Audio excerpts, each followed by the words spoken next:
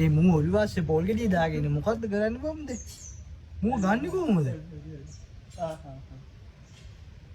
ඒ මාරාවුලනේ බා. ඈ?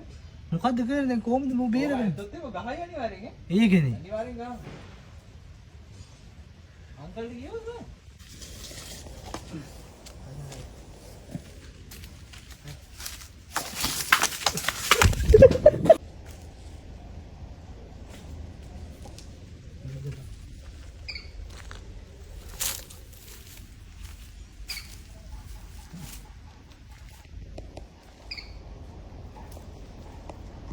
මේ වල්ගෙන් ගහනවානේ.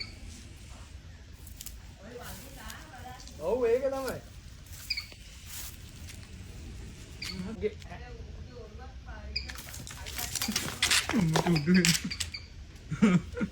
අර එහා පැත්තේ පාර සිදුරට දාලා මේකනේ. ඒක නම් ගාන්ටම් බලහන් කොර. ඉතින් ඔළුවේ දාලා කරුමේද මංස. හැම දෙයකම හොම්බ දාන්න. කන්නයි. මද්දවනවා.